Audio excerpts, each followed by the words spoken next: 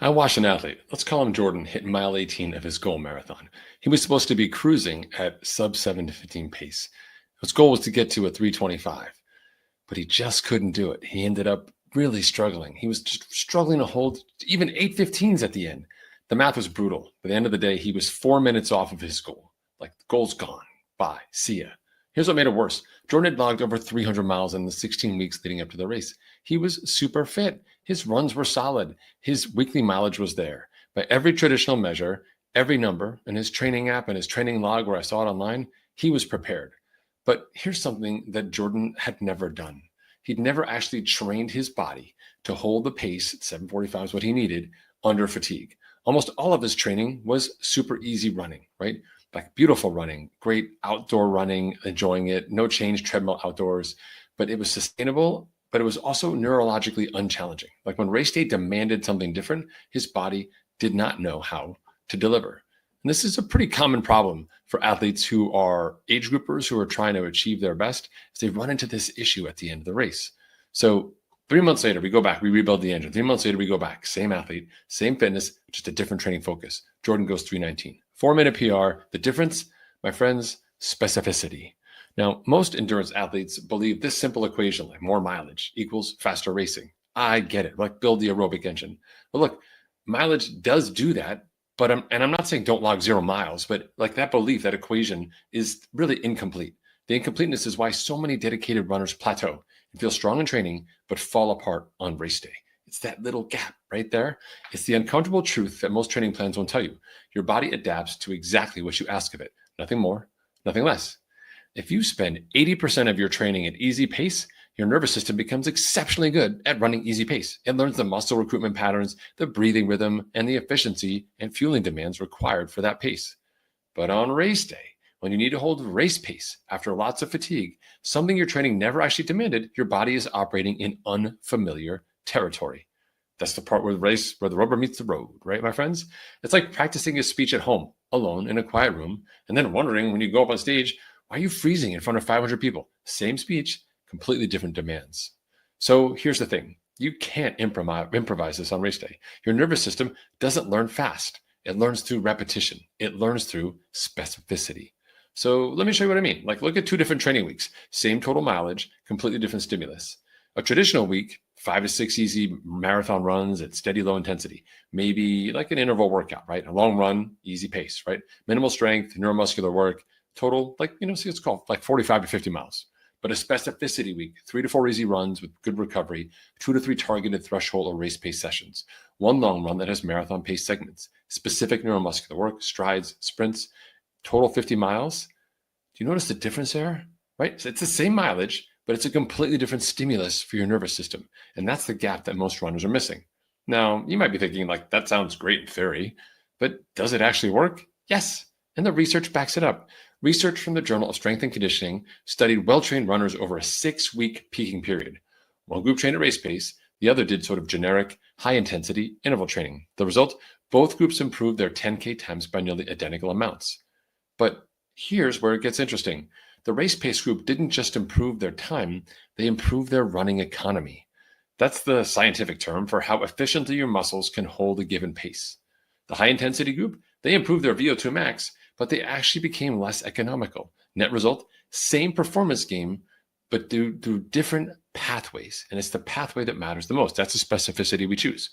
So the takeaway is this. Specificity works, right? Training at race pace teaches your body to hold race pace efficiently. That's not by accident. That's neuromuscular adaptation. And here's the number that really matters. Athletes who incorporate specificity training, race pace intervals, tempo work, threshold sessions, sustain their goal pace 2 to 3% longer before fatigue onset, compared to those who emphasize volume training alone. So in a marathon at 7:45 pace, that's 1 to 3 minutes. For most runners, that's the margin between hitting or missing your goal. Think about it. Now, this isn't some sort of vague improvement. It's not like maybe you'll be better on race day. It's quantifiable. It's research-backed. It's real. And it's what drives our training programs from in-season to our out-season program. So what does this actually look like? Like, not theory, not real training. When I get down to it, like, here's the specificity. Let's do this. Let's do a specificity like training week, and we can talk a little bit about how it breaks down so you can get it, right? So the methodology is sort of layered in here. So see if you can follow along. So Monday is off intentional recovery. Your nervous system needs it. You need rest days to recover. Tuesday, 8 miles with maybe 2 by 1 mile at threshold. This teaches your nervous system to hold race pace efficiently. You're not just running hard, you're practicing the exact pace and effort you're going to need. Wednesday, easy recovery run, 4 to 6 miles. Again, active recovery, moving but not stressing the system. Maybe a strides there at the end, 1 or 2 of those. Thursday, a medium to long run with a tempo finish. This is critical. You're building that back half resilience, that time to exhaustion. First portion is easy. The back half, running at race pace or maybe even a little bit harder. You're teaching your body to hold that pace even as fatigue creeps in. Friday, optional rest or cross training. We love cross training here inside Endurance Nation. Encourage you to check it out too, or just do some mobility work. Saturday, your foundational run, 6 to 8 miles with strides or short speed work. Again, we're getting the coordination in even though we're tired across the body of the week. This allows you to continue recruiting those fast twitch fibers. And then Sunday, your progressive long run, anywhere from 12 to 18 miles. We'll call them like chunks. We'll break it up into thirds. The first chunk, easy. Second chunk, building towards race pace. Third chunk, at or just over race pace. That type of work really matters. Lots of over-unders in this plan. You're literally simulating the demands of race day. Your muscles learn what it feels like to hold pace, right? That's ultimately what we want them to do. So even when they're fatigued, and it's not theoretical, that's actually practice. So same volume of the training plan. Again, we're up to 45, 50 weeks for a peak advanced marathon plan. But compare that to most runners do, which is 60 miles, almost easy, one random long run, and maybe when we get closer to race day, they'll do sort of like a simulation. One teaches your body how to race. The other teaches your body how to run easy. Which athlete do you think finishes stronger? So just think about it from a neuroscientific perspective. Just bear with me for a second. Your nervous system, your body is lazy. It gravitates to the lowest work it can possibly do. It'll use whatever muscles it can get away with. On easy runs, it recruits just enough muscle fibers to get it done. Efficient, but not specific to the job we're trying to do. On race day, you need rapid, forceful muscle recruitment. You need your fast twitch muscle fibers firing. You need your nervous system to know exactly which muscles to activate when and for how long and for how hard. That doesn't happen by accident. It happens through practice, through repetition, through training at race pace and under race-like conditions. So when you run threshold repeats or tempo work at goal pace, you're literally training your nervous system to recruit the right muscle fibers at the right moment. You're training your body for the demands of recruiting those muscle fibers. You're improving your run economy. And that's the efficiency we're looking for. So when you incorporate like hill sprints, strides, plyometrics, you're building elastic strength and teaching your nervous system how to coordinate power with endurance, that intersection. And we love intersections, my friend. So when you run portions of your long run at race pace, you're teaching your body to hold the pace even as it approaches super real fatigue, right? That's where the 2 to 3% performance improvement builds, right? That's where at the end of the race, when you're on track at mile 21 and it starts to split, it's that split, that moment where this recruitment trick kicks in, right? So this resonates. If you're training for like a spring or summer race, endurance, of course, and you know that you need to approach this differently than you've done in the past, well, here's where we go from here. If you want to see how it works, just go check out our out-season blueprint. It's a free protocol for you, 30 plus pages. You can see exactly how we build these plans. It's endurancenation.us/blueprint, right? The link's in the description. I'll make sure you can get access to it. It's completely free. If you're looking for the next step and you say, listen, I want a protocol that's going to start teaching me this and I get to actually follow a plan and build the capacity to do the work myself, but also the mental understanding of what it is, check out our out-season program. It's got feedback, accountability built in, weekly check-ins, training programs, online workouts, all the things you need. You can find that in endurancenation.us/out-season.